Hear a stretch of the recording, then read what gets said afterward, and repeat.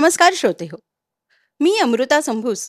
माझ्या अमृत संवाद या यूट्यूब चॅनलमध्ये तुम्हा सर्वांचे मनापासून स्वागत करते.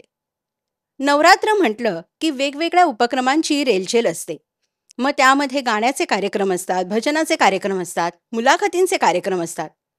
आणि ह्या सगळ्या कार्यक्रमांचा अविभाज्य भाग असतो तो म्हणजे निवेदक किंवा निवेदिका. तर आज आपण ज्या दुर्गेशी संवाद साधणार आहोत ती एक उत्तम निवेदिका आहे आणि मुलाखतकार आहे. चला तर मग त्या दुर्गेशी संवाद साधूया. तिचं नाव आहे धनश्री प्रधान दामले. नमस्कार धनश्री. नमस्कार. तुझं अमृत संवाद या माझ्या यूट्यूब चॅनलमध्ये मनापासून स्वागत. खूप खूप धन्यवाद अमृता. माझा पहिला प्रश्न आहे की तुझं बालपण कुठे गेलं आणि तुझं शालेय आणि महाविद्यालयीन शिक्षण कुठे झालं? ते सांगण्याच्या आधी आज तू तुझ्या या यूट्यूब चॅनलवर मला आमंत्रित केलंस आणि एक छान संधी दिलीस मला माझ्या सगळ्या प्रेक्षकांशी संवाद साधण्याची. त्याबद्दल तुझं मनापासून आभार तुझे. आणि मुळात तुला एक लक्षात आलं एका गोष्ट की 3 वर्ष आज हे 3रं वर्ष आणि म्हणजे तू एकूण 27 दुर्गांची मुलाखत या निमित्ताने प्रेक्षकांपर्यंत पोहोचवतेस. 27 वेगवेगळ्या क्षेत्रातल्या महिला आणि त्यांचं कार्य पोचवणं हे खरोखर म्हणजे आज आपण म्हणतो ना की हे जे मनोरंजनाचं क्षेत्र आहे हे समाज प्रबोधनाचं सुद्धा काम करतं. तर नकळतपणे हे समाज प्रबोधनाचं कार्य तुझ्या हातनं घडतंय. त्याबद्दल अमृता तुला खूप शुभेच्छा. आणि आता तू जो प्रश्न विचारलास त्याच्यावर येते मी. माझं शिक्षण आणि मला अत्यंत अभिमान वाटतो की माझ्या शाळेचं नाव आज मला या निमित्ताने पुन्हा एकदा घेता येतंय. ते म्हणजे ठाण्याच्या अतिशय प्रसिद्ध असलेल्या अशा सरस्वती मंदिर या शाळेमध्ये माझं संपूर्ण शिक्षण शालेय शिक्षण झालं. मराठी माध्यमातनं माझं सगळं शिक्षण झालं आणि त्यानंतर महाविद्यालयातलं शिक्षण हे मी रुईया कॉलेजमध्ये BA इन इकॉनॉमिक्स केलं. हा. आणि त्यानंतर मी रुपारेल कॉलेजच्या न्यू लॉ कॉलेजमध्ये मी LLBचं पूर्ण शिक्षण घेतलं. म्हणजे BA इन इकॉनॉमिक्स आणि मग LLB ची डिग्री घेतली. अच्छा. पण मग LLB ची तू डिग्री घेतलीस, मग LLB मध्ये करिअर न करता आपण निवेदिका व्हावं किंवा मुलाखतकार व्हावं हे कधी वाटलं का? ह्याचं बाळकडू तुला घरातनच मिळालं? खरं सांगायचं ना अमृता तर आता बघ ना म्हणजे आपण म्हणतो ना की काही पिढ्या किंवा काही वर्ष बदलल्यानंतर ना अनेकांच्या विचारामध्ये फरक येतो जो आता आपण बघतोय. म्हणजे आता आपण आपल्याला मिलेनियल किड्स ह्या भागामध्ये बघतो. तसं जर आत्ताची जी जेनझी आहे किंवा जेन अल्फा असे जे आहेत तर त्यांनी कधीतरी शाळेत असताना किंवा कॉलेजमध्ये असताना ठरवलं असेल की मला हे करायचंय, मला माझं करिअर या क्षेत्रामध्ये करायचं. पण आपल्या वेळेला ना थोडंसं की येईल ती संधी आधी बघा, पडताळून पहा स्वतःला आणि मग यातनं वेगवेगळी क्षेत्र जशी तुम्हाला खुणावत जातील तसं त्या क्षेत्राकडे करिअर म्हणून पहा. तर असे कुठेतरी एक संस्कार झाले. त्यामुळे शाळेमध्ये असताना मी हे करीनच किंवा कॉलेजमध्ये असताना आता मला माझं करिअर याच क्षेत्रात करायचंय असं कधी ठरवलं नाही. वाचनाचे संस्कार होत गेले नकळतपणे. शाळेनी घरच्यांनी हे वाचनाचे संस्कार घडवले, वक्तृत्वाचे संस्कार घडवले. आता आपण जे म्हणतो ना की आपण सोशल झालो पाहिजे, आपण माणसांशी संवाद साधला पाहिजे. पण आपल्या वेळेला तू बघशील तर घरामध्ये सोशल होणं ही अशी कॉन्सेप्टच नव्हती. कारण आपण होतोच मुळामध्ये सोशल. आपण इतरांशी संवाद साधायचो आणि ते इतकं नकळतपणे घडायचं की तो एक छानसा संस्कार आपल्यावर रोज घडत होता. टेक्नॉलॉजी नव्हती त्यामुळे त्याचा फायदा झाला. आणि त्यामुळे आपलं करिअर कशात करायचंय हे ठरवताना खूप जास्त त्रास झाला नाही. LLB केलं, इकॉनॉमिक्स मध्ये ग्रॅज्युएशन केलं. ह्या सगळ्या जरी गोष्टी असल्या तरी कुठेतरी शाळेत असल्यापासनं मनोरंजनाचं हे क्षेत्र खुणावत होतं. कारण वाचन होत होतं. वाचनाच्या निमित्ताने साहित्य सृष्टीशी संबंध येत होता, मनोरंजन सृष्टीशी संबंध येत होता. त्यामुळे आपणही तिथे असावं आणि आपल्या हातनं कोणतं तरी एक कार्य असं घडावं ज्यामुळे 4 लोक आपल्याला ओळखतील आणि काहीतरी आपण चांगलं करू, काहीतरी एक छान देण्याचा प्रयत्न आपण करू असं आजही वाटतं आणि तेव्हाही वाटत होतं. म्हणून कदाचित असेल की मी या क्षेत्रात उतर. पण मग शाळेत असताना सुद्धा तू वक्तृत्व स्पर्धांमध्ये भाग घेतला होतास का? खरं सांगायचं तर फार नाही. खूप नाही. स्पर्धांमध्ये भाग घेण्यापेक्षा हस्ताक्षर स्पर्धेमध्ये माझा नेहमी भाग असायचा आणि नेहमी पहिला नंबरच असायचा. पहिल्या क्रमांकाचं बक्षीस असायचं हस्ताक्षर स्पर्धेमध्ये, हे म्हणजे या मस्त. निमित्ताने सांगते. पण वक्तृत्व स्पर्धांमध्ये कॉलेजमध्ये रुईयामध्ये असताना हा. मराठी विभागाने काही वक्तृत्व स्पर्धा घेतलेल्या, ज्याच्यामध्ये मी भाग घेतलेला. हा. तिथे बक्षीस तेव्हा मिळालं नव्हतं, हम्म. पण तेव्हा बरंच काही शिकता आलं होतं, अच्छा. की आपण जे लिहितो बरोबर. ते प्रेझेंट करण्याची एक वेगळी शैली असते. अगदी खरं. आपण जसं लिहितो ते तसंच्या तसं पाठांतर करून बोलणं ही एक गोष्ट वेगळी असते, पण जेव्हा आपल्याला कोणाशी तरी संवाद साधायचा असतो तेव्हा शैली थोडीशी बदलावी लागते. बदलावी लागते. तर अशा छोट्या छोट्या छोट्या गोष्टी या शाळा आणि महाविद्यालयामध्ये असताना घडत गेल्यामुळे मग त्याचा उपयोग इथे झाला. झालं. म्हणजे ती बीज तिथेच रुजली होती आणि त्याचा तुला पुढे करिअरमध्ये खूप फायदा झाला. बरोबर आहे. पण गंमत बघ ना, आता तू म्हणालीस की बीजं रुजली होती, हम्म. पण ती बीजं रुजतायत आणि त्याचा कुठेतरी फायदा होणार आहे होणार. हेही डोक्यात नव्हतं तेव्हा. बरोबर. कारण पुन्हा की जे येईल ती संधी म्हणून पहा आणि करा करा. काहीतरी. म्हणजे अगदी. आज मला कदाचित एखादीला निवेदनाच्या क्षेत्रात काही करायचं नसेल, हम्म. पण जर तुला संधी आलीये तर वाय नॉट, Why? करून तर बघ. अगदी खरं. म्हणजे तू टिपकागदासारखी आहेस की जे आलंय ते आपण घ्यावं, जेवढं आहे आपल्याला ज्ञान मिळतंय त्याचा उपयोग करावा. भले आता उपयोग नाही झाला तरी चालेल, पण हो. पुढे नक्कीच त्याचा उपयोग होईल. नक्कीच, निश्चितच. बरोबर. धनश्री, 2009 पासून तू निवेदन ह्या क्षेत्रात आहेस आणि पहिल्याच निवेदनाच्या कार्यक्रमामध्ये तुला सुलोचना दीदींची मुलाखत घेण्याचा योग आला. तर तेव्हाची आठवण किंवा तेव्हा पहिलीच आपण मुलाखत घेतोय आणि सुलोचना दीदींची घेतोय, तर तेव्हा आलेलं दडपण याविषयी जाणून घ्यायला आवडेल. नक्कीच. ETV मराठीवर तेव्हा मी कार्यक्रम करत होते हा. आणि तो कार्यक्रम म्हणजे या निवेदनाच्या क्षेत्रात येण्यासाठीचं पहिलं पाऊल होतं. ओके. ETV मराठीवर माधवी मुटाटकर या आमच्या निर्मात्या आणि त्यांचा हीच माझी मैत्रीण म्हणून एक खूप गाजलेला कार्यक्रम होता, जसं निवेदन मी करायचे. आणि त्या कार्यक्रमाच्या निमित्ताने म्हणून एक छानशी मुलाखत आणि छोटीशी मुलाखत, अच्छा. त्या कार्यक्रमाचा एक भाग म्हणून मला सुलोचना दीदींच्या घरी जाण्याचा योग आला अरे वा. आणि त्यांच्या घरी जाऊन ती मुलाखत घ्यायची होती. आदल्या दिवशी जेव्हा माधवीताईंनी मला सांगितलं की असं असं तुला करायचंय, तर तू घाबरणार नाहीस ना, करशील ना, हम्म. तर मला माझ्या टीमवर संपूर्ण विश्वास होता. कसं असतं की कोणतीही भीती, दडपण हे घालवण्यासाठी तुम्ही ज्या माणसांमध्ये वावरताय, बरोबर. आजूबाजूचे तुमचे सगळेच मित्र म्हणशील किंवा कलिग्स म्हणशील, हो. तर हे सहकारी कसे आहेत, बरोबर. तुम्हाला सपोर्ट करतात का, पाठिंबा देतात का, या सगळ्या गोष्टींवर तुझं दडपण अवलंबून असतं. अगदी खरं. त्यामुळे कुठेतरी मला स्वतःवर विश्वास होता की आज आपण या क्षेत्रात उतरलो आहोत तर आपल्याला हे करायचंय. जर भीती आणि दडपण या गोष्टींनी जर ओव्हरपॉवर केलं असतं माझ्या या सगळ्या भावनांवर, तर कदाचित मी ते करू शकले नसते. बरोबर. मी पटकन म्हणाले हो की मी नक्की करेन, मला आवडेल त्यांची मुलाखत घ्यायला. घरी गेल्यानंतरचं वातावरण आणि त्यांच्याकडे बघितल्यानंतर की फक्त एकच मनात एक भावना आली की आज माझ्या आजीची मुलाखत घेण्याचा योग आला तर मी आजीशी किती कम्फर्टेबल होईल, बरोबर. कारण ती माझी आजी आहे ना. आजी आहे. मग तिच्याशी बोलताना मला दडपण नाही येणार, तर प्रेमळ भावनेनी, आदराने मी तिच्याशी बोलीन. तोच भाव मी सुलोचना दीदींच्या बाबतीत वा. ठेवला आणि त्यामुळे मला कुठेतरी वाटलं की हे दडपण नाही येते, उलट ही आदरयुक्त भीती असेल आणि बरोबर. आदरयुक्त भीती ही कॅमेरावर नाही दिसणार, नाही तर ते खूप छान नातंही कदाचित दिसतं. त्यामुळे ते लगेच जुळलं नातं तुझं त्यांच्याशी. हो, म्हणजे अनेकांच्या बाबतीत मी असं म्हणते की कधीतरी ना समोरच्या माणसावर आपण उगाच शंका घेतो की बरोबर. तू हे करू शकशील का, हम्म. पण आपल्याला स्वतःवर विश्वास हवा नेहमी अगदी की खरं. मी हे करू शकेन, कारण nothing is impossible. Very true. Even the impossible says I am possible. possible. हे जे एक जगन्मान्य सत्य आहे ते खरं आहे की कोणत्याही क्षेत्रात तुम्ही कार्यरत असताना तेव्हा नेहमी स्वतःवर विश्वास ठेवा. बास, स्वतःवर विश्वास ठेवल्याने मला वाटतं 90% कामं होतात. होतात. अगदी 10% हे फक्त उरतं आणि ते तुम्ही तुमच्या शैलीनी, तुमच्याकडे असलेल्या स्किल्सनी ते सगळं मिळवू शकता. पण विश्वास जर तुमचा ढळला असेल ना कुठेतरी, तर मग हे नाही होत. नाही होत. आणि त्यामुळे आजही की कोणाचीही मुलाखत घेण्याचा योग आला, मला स्वतःवर विश्वास आहे आणि त्यामुळे मग ती मुलाखत चांगला करण्याचा मी प्रयत्न करते. वाव. पण मग तेव्हा सुलोचना दीदींची काय भावना होती की तू, म्हणजे त्यांना माहिती होतं का की ही तुझी पहिलीच मुलाखत आहे?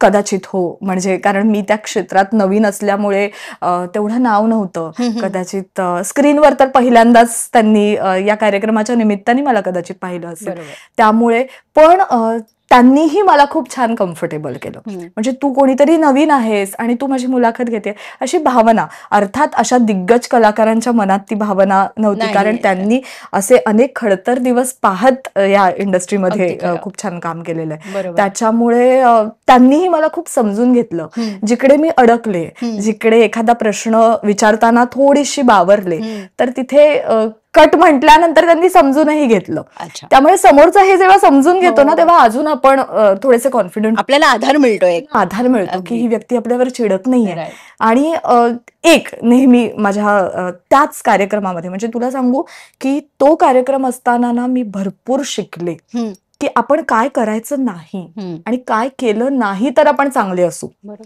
तर ह्या गोष्टी खूप शिकले, जे मी आजही जेव्हा मी निवेदनाचे वर्कशॉप्स घेते हम्म. किंवा कोणी मला विचारायला जर आलं, हे बघ या क्षेत्रात अजूनही मला खूप कार्य करायचंय, मी अजून शिकतेच आहे. म्हणजे अजून माझा 50% पण प्रवास झालाय की नाही याची मी खात्री देत नाही, कारण अजून मला बरंच करायचंय. पण तरी जे शिकले त्या अनुभवावर मी हेच सांगते की तुम्हाला सतत शिकत राहायचंय. अगदी खरं. प्रत्येक कार्यक्रम तुम्हाला काहीतरी नवीन देणार आहे आणि त्यातनं काय करायचं नाही हे तुम्हाला कळलं ना, की मग तुमचं काम सोपं होतं. बरोबर. तर मला वाटतं की त्यांनी तो जो विश्वास दिला असेल किंवा त्यांच्या डोळ्यात मी तो विश्वास पाहिला असेल, हम्म. म्हणून मला ते करता आलं. आणि त्यानंतर अनेक मुलाखती घेतल्या. तर प्रत्येक मुलाखतीच्या वेळेला भावना हीच होती, मला माझ्यावर विश्वास आहे आणि मी केलेल्या अभ्यासावर विश्वास आहे आणि समोरच्याचं मन मला जिंकता येईल एवढे छान प्रश्न तर मी नक्कीच काढीन आणि त्यांच्याशी संवाद साधीन. मुलाखत घ्यायची आहे या भावनेने न जाता त्यांच्याशी गप्पा मारायच्या आहेत, संवाद साधायचा आहे, हे इतकं सोपं ठेवलं. म्हणजे ही त्रिसूत्री खूप महत्वाची आहे मुलाखत घेताना, जी आता तू सांगितलीस. आत्ता बोलता बोलता तू म्हणालीस की तू निवेदनाची कार्यशाळा घेतेस, तर मग ही कार्यशाळा तू कधीपासून सुरू केली आहेस आणि त्याचं ड्युरेशन काय असतं, किती दिवसांची असते, आणि ह्याच्यामध्ये असा काही वयोगट आहे का की ह्या वयोगटाचीच मुलं किंवा मुली ही कार्यशाळा करू शकतात? आतापर्यंत मी विद्यार्थी म्हणणार नाही, हा. पण ज्यांना ही कार्यशाळा करायची होती, ही कार्यशाळा त्यात सगळ्यात तरुण व्यक्ती माझ्याकडे आलेली त्या म्हणजे 75 वर्षाच्या एक आजी सुद्धा होत्या. ओ. हा, म्हणजे की आता मी रिटायर झालेले आहे आणि आता मला हे निवेदन वगैरे काय असतं हे शिकण्याचा म्हणजे हौस आहे, आवड आहे, पण त्यांनाही आवडलं. हा. तर असेही अनेक जण असतात. काही वर्ष म्हणजे अनेकांनी मला त्यांच्या त्यांच्या कार्यशाळेमध्ये आमंत्रित करून 1 दिवसाचं सेशन घेण्यासाठी किंवा 3 दिवसाचं वर्कशॉप, हा. अशा अनेक गोष्टी मी केलेल्या आहेत. आणि त्याबरोबर आता सध्या मी संवेदन गुरुकुल या अकॅडमी बरोबर, ही पुण्यातली एक अकॅडमी आहे, म्हणजे पुण्यात त्यांचं हेड ऑफिस आहे, मुंबईमध्ये सुद्धा ते कार्यरत आहेत. अच्छा. तर त्यांच्या बरोबर आणि महाराष्ट्र टाइम्स कल्चरल क्लब यांच्या बरोबर एक ऑनलाईन कोर्स सुद्धा आम्ही लॉन्च केला होता या मे महिन्यामध्ये, जो 6 आठवड्याचा कोर्स होता आणि तो ऑनलाईन होता, म्हणजे तुम्ही घर बसल्या हे शिकू शकता. त्यानंतर मग लोकांच्या डिमांडप्रमाणे आम्ही एक ऑफलाईन पण पुण्यामध्ये कोर्स केला. एक प्रोडक्ट सुद्धा लॉन्च केलंय की ज्याच्यातनं तुम्ही 8 सेशन्स, तुम्हाला ते प्रोडक्ट विकत घेतल्यानंतर निवेदन कसं करायचं याबद्दलचे 8 सेशन्स मी रेकॉर्ड केलेले आहेत आणि मग ते तुम्ही लाईफ टाईम ऍक्सेस तुमच्याकडे आहे आणि तुम्ही शिकू शकता. हे सगळं मी यासाठी करतेय कारण आता ज्यांना खरंच या क्षेत्रात काहीतरी करायचंय ना, ज्यांना काही माहितीच नाहीये, तर निदान त्यांना या अनुभवातनं थोडंसं काहीतरी घेता येईल. माझा एवढाच प्रयत्न आहे की मलाही कदाचित त्यांची भीती सुद्धा जाईल अशा गोष्टी. आणि मी तिथे सरळ सांगते की माझ्या अनुभवातनं आलेल्या गोष्टी ह्या मी तुमच्या बरोबर शेअर करणार आहे. त्यामुळे प्रत्येकाचे अनुभव वेगळे असतात, पण निदान एखाद्याची मुलाखत ऐकल्यानंतर, एखाद्याचं हे रेकॉर्डेड सेशन ऐकल्यानंतर त्यांना कुठेतरी स्फूर्ती येईल, प्रेरणा मिळेल की मी हे करून बघीन. आणि आता तुला माहितीये की कार्यक्रम खूप असतात, निवेदक खूप असतात. महाराष्ट्रातच नाही तर भारतभर वेगवेगळे कार्यक्रम जेव्हा होतात तेव्हा निवेदकांची गरज लागते. मग आणि हे सगळं करण्यामागे माझा एक उद्देश असा आहे हा कोर्स डिझाईन करताना, की निवेदन या क्षेत्राला एक छोटंसं क्षेत्र मानलं जातं, मनोरंजन क्षेत्रातलं एक छोटंसं क्षेत्र, की कार्यक्रम संपूर्ण चालू असताना निवेदक हा दुवा असतो आपण असं म्हणतो, पण मग त्या जो दुवा आहे, जो जोडतोय प्रेक्षकांना आणि व्यासपीठावर चाललेल्या कार्यक्रमाला, त्यालाही तितकं महत्व दिलं गेलं पाहिजे, कारण तो त्याच्या अभ्यासातनं बऱ्याचशा गोष्टी तुमच्याशी संवाद रूपात मांडत असतो. आणि म्हणून मग त्याला महत्व देत असताना त्याचीही ती जबाबदारी आहे की मी उत्तमपणे काहीतरी संवाद साधेन, हो. काहीतरी वाचून आले आणि काहीतरी बोलले असं न करता मी सुद्धा उत्तमपणे संवाद साधेन. तर हे लोकांना कळण्यासाठी आणि निवेदनात काय गोष्टी करू नयेत हे सांगण्यासाठी म्हणून आम्ही ते वर्कशॉप घेतो. मस्तच. आणि हे तू आत्ता चालू केलेलं आहेस त्याचा नक्कीच मला वाटतं जे कॉलेजमध्ये जाणारे आहेत आणि ज्या मुलींना ह्या क्षेत्रात यायचं आहे त्यांना ह्याचा खूप फायदा होईल आणि त्या नक्कीच मनातली त्यांची जी इच्छा आहे त्या पुढे करतील, करिअर म्हणून सुद्धा ह्याचा त्या नक्कीच विचार करतील.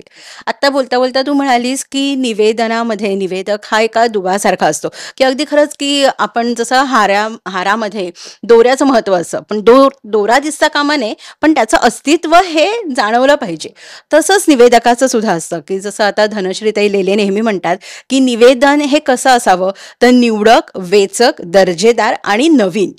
तो नाविन्यपूर्ण. तर आणि निवेदकांनी कमीत कमी बोलावं, पण तेवढा संचा प्रेक्षकांशी संवादही असला पाहिजे.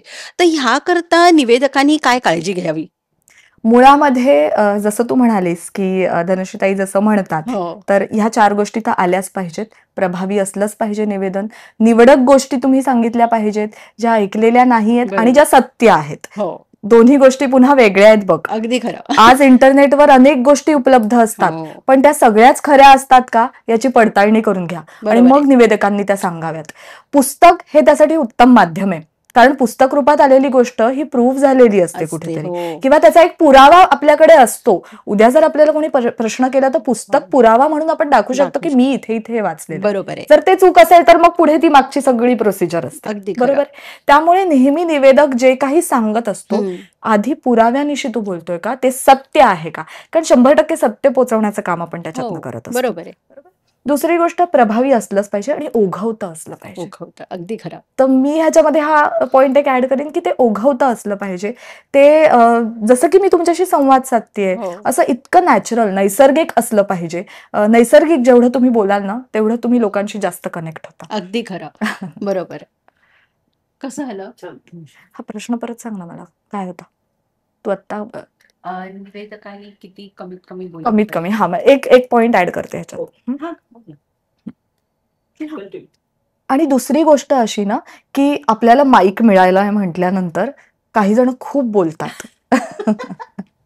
बरोबर म्हणजे असतं असं. पण ना तुमचा रोल, तुमची भूमिका काय आहे, बरोबर. तुम्ही कोणत्या भूमिकेतनं तिथे बोलताय, हम्म. म्हणजे तुम्ही प्रमुख पाहुणे आहात का, तुम्ही निवेदक आहात का, तुम्ही आयोजक आहात का, किंवा अजून काही आहात का, तर तुमची भूमिका आधी तुम्ही समजून घ्या. अगदी खरं. जर तुम्ही निवेदक आहात ना तर तुम्हाला जोडायच्या आहेत गोष्टी. त्यामुळे जरी माझा अभ्यास खूप आहे आणि तो मला जरी दाखवण्याचा मोह होत असला तरी सुद्धा आता मी निवेदकाच्या भूमिकेमध्ये असल्यामुळे मी मोजकं बोलीन, मात्र ते प्रभावी बोलीन. बरोबर. म्हणजे माईक मिळालाय तरी तुम्ही जितकं कमी आणि प्रभावी बोलता तितका तो उत्तम निवेदनाकडे झुकणारा असतो. झुकणारी व्यक्ती असं समजलं जातं. मग ते मराठी असो, हिंदी असो किंवा इतर कोणत्याही भाषेत केलेलं निवेदन असो, कमीत कमी पण प्रभावी हे सूत्र आहे निवेदनाचं. अगदी बरोबर. जे तू म्हणालीस की खरंच की आणि एक तर ओघवतं असावं हे मला जास्त पटलं. जेव्हा एखाद्या कामाचं निवेदन करायचं असतं आणि वेळ खूप कमी असतो, कधी कधी असं होतं की आपल्याला उद्या कार्यक्रम आहे आणि आज कळतं की तुम्हाला ह्याचं निवेदन करायचंय, तर मग तेव्हा तू त्या कार्यक्रमाची कशी तयारी करतेस? ही तयारी ना 365 दिवस हा. 24 तास चालू असते. अरे बापरे. पहिली गोष्ट म्हणजे एकदा तुम्ही या क्षेत्रात निवेदन या क्षेत्रामध्ये जर तुम्हाला उतरायचं असेल हम्म. तर मुळामध्ये हे लक्षात ठेवायचं की कोणत्याही विषयाशी संबंधित कार्यक्रम तुमच्याकडे येऊ शकतो. हो. आज मी एखादा कॉर्पोरेट कार्यक्रम केला जिथे एखादी कोणती तरी IT कंपनी आहे आणि त्यांचा कार्यक्रम आहे, त्यांचा काही बरोबर. लॉन्च आहे वगैरे, तर उद्या एखादा साहित्यिक दृष्टीने असलेला साहित्य क्षेत्रातला कार्यक्रम मी करत बरोबर. असेल. बरोबर आहे. त्यामुळे नेहमी हे लक्षात ठेवायचं की मला वेगवेगळे विषय हाताळायचे. मग त्या वेगवेगळ्या विषयांचं वाचन हे तुझं एका रात्रीत होणार नाही नाही. आणि त्यामुळे तुला जे येईल ते वाचायचंय. वाचायचं. मी जे बरोबर. म्हणाले की 365 दिवस 24 तास काम करायचं म्हणजे काय करायचं की आज माझ्या समोर एखादं विज्ञानाशी निगडीत पुस्तक आहे, पण मला काहीच नाही, आता विज्ञानाचा काही कार्यक्रम नाहीये, तर कशाला वाचू मी, हा प्रश्न यायला नको. बरोबर. मला ते पुस्तक आलंय, मिळालंय किंवा ते पुस्तक माझ्या समोर आहे तर मी ते वाचीन, त्यातनं 4 नवीन गोष्टी कळतील. बरोबर. आज मी ते केल्यानंतर कदाचित 2 महिन्यांनी मला विज्ञानाशी संबंधित एखादा कार्यक्रम येऊ मिळेल शकेल. जेव्हा त्या गोष्टी मला उपयोगी पडतील. बरोबर. त्यामुळे हा तुमचा सतत अभ्यास असायला हवा. दुसरी गोष्ट अशी की एखादा कार्यक्रम जर ऐन वेळेला आला तर त्या कार्यक्रम तो विषय कोणता आहे, त्याला येणारी लोक साधारण कशी असणार आहेत, प्रेक्षक वर्ग म्हणशील किंवा आयोजक आहेत, प्रमुख पाहुणे आहेत ते कोण आहेत, त्यांचा परिचय असेल, असे सगळे जे मुद्दे असतात ते लिहून काढायचे आणि मग कशावर आपण काय छान बोलूया, काय वेगळं बोलू शकतो, तर याचा एक वेगळा अभ्यास केला जातो. पण अर्थात पुन्हा मी त्याच गोष्टीकडे येईन की ते सगळं पाठांतर केल्यासारखं न बोलता आपण ते जितकं नैसर्गिक ठेवू तितका तो विषय समोरच्याला जर कळला नसेल तर तो सोप्पा करून सांगणं ही निवेदकाची जबाबदारी आहे. आपणही अवघड भाषेत बोलत गेलो तर मग प्रेक्षकांशी संवाद आपण साधू शकणार नाही. त्यामुळे प्रेक्षकांना कळतील, रुचतील, आवडतील अशा गोष्टीही आपण बघाव्यात आणि परत व्यासपीठावर असलेल्या व्यक्ती, त्यांचं म्हणणं आणि त्यांचा असलेला एक पद, तर याचाही मान राखून तशाही गोष्टी बोलाव्यात. म्हणजे दर्जेदारही असलं पाहिजे आणि ओघवतही असलं पाहिजे, नैसर्गिकही असलं पाहिजे. याचं संतुलन, याचा बॅलन्स म्हणजे अगदी नदीसारखं असावं ना. आणि तू जसं म्हणालीस की 365 दिवस हे चालूच असतं, म्हणजे वाचन हे खूप महत्वाचं आहे ह्या क्षेत्रात यायचं असेल तर.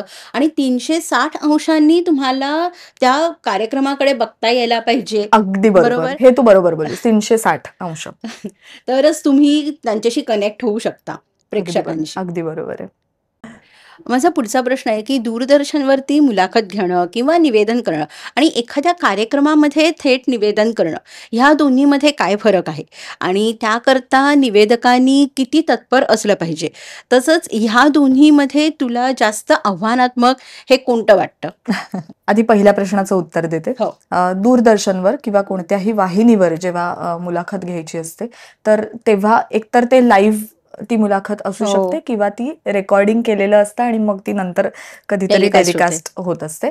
तर यामध्ये सगळ्यात महत्वाचा जो एलिमेंट आहे किंवा जो प्रेक्षक वर्ग आहे तो कॅमेरा आहे. अगदी खरं. तर कॅमेराशी संवाद साधायचा आहे आणि तो कॅमेराशी संवाद साधताना किंवा कॅमेरा समोर बोलताना एकीकडे असं इमॅजिन करायचंय की मी हजारो प्रेक्षकांसमोर बोलतेय.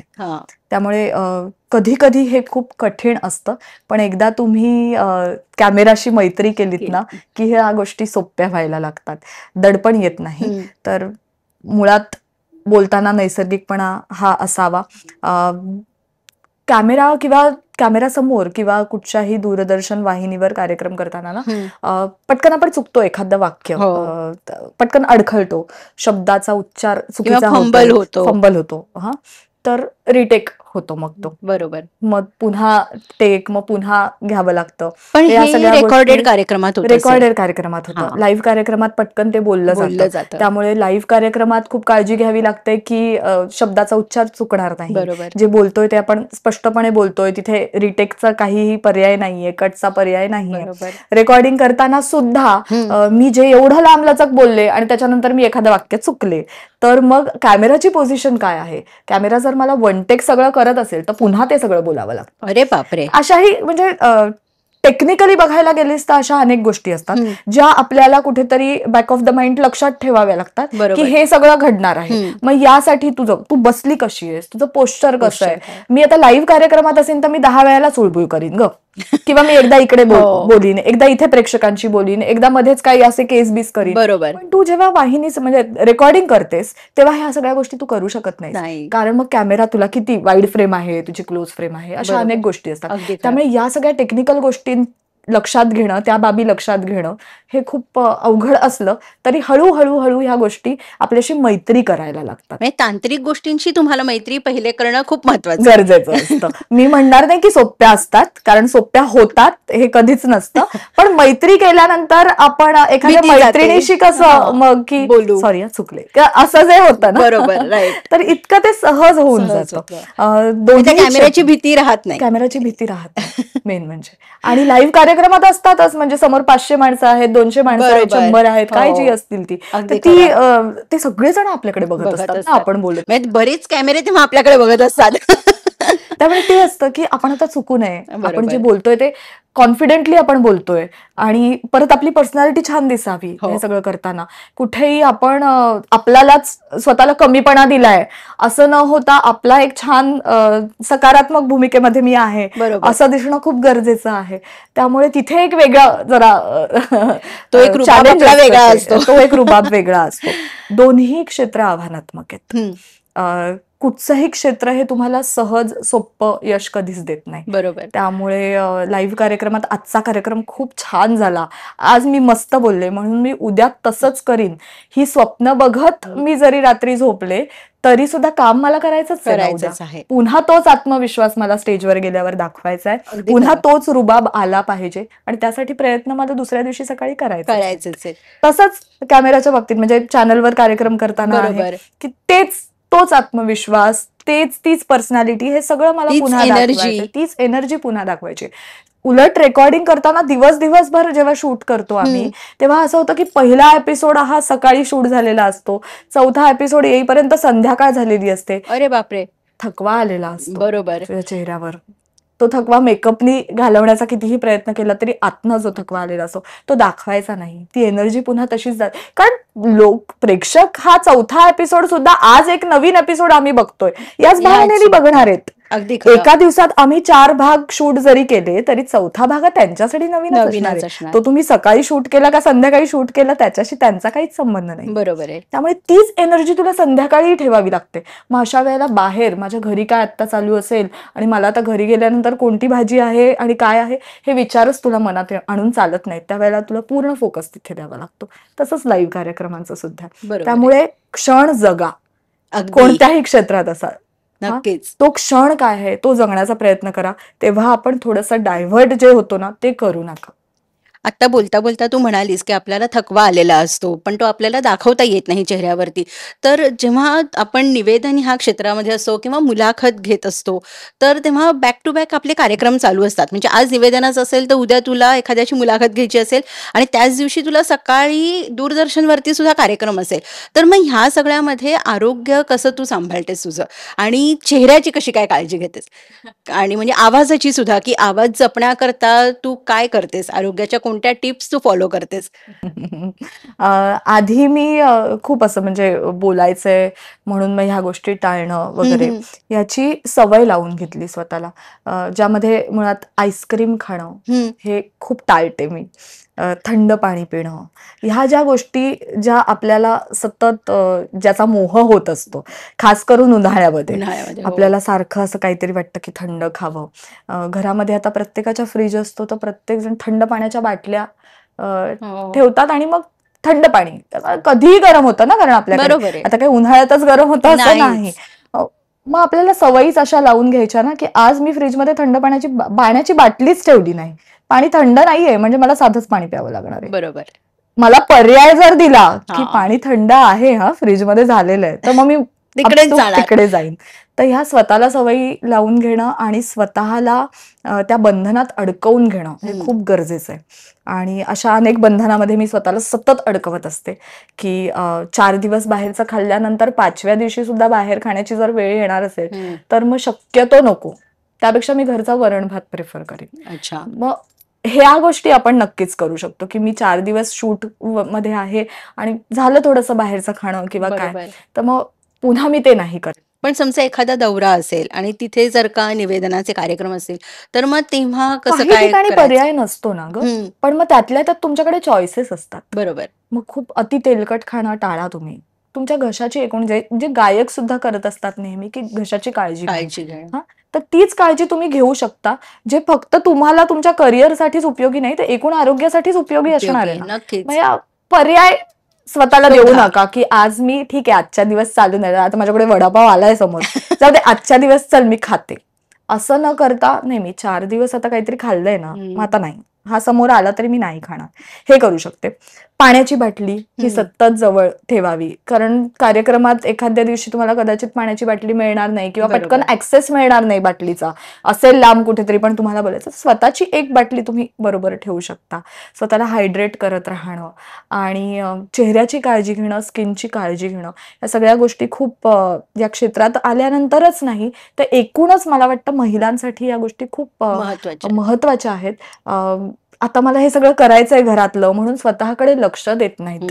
बऱ्याच बायका मी बघते ग की या क्षेत्राच्या निमित्ताने अशा अनेक जणींची मुलाखत घेण्याचा योग आला, पण त्यांना खूप नंतर कळलं की मला स्वतःची सुद्धा काळजी घ्यायला हवी. म्हणजे तुम्ही स्वतःवर पण प्रेम करा. हो, हे आपल्याला खूप नंतर कळायला लागतं. पण मग का ते आता नाही?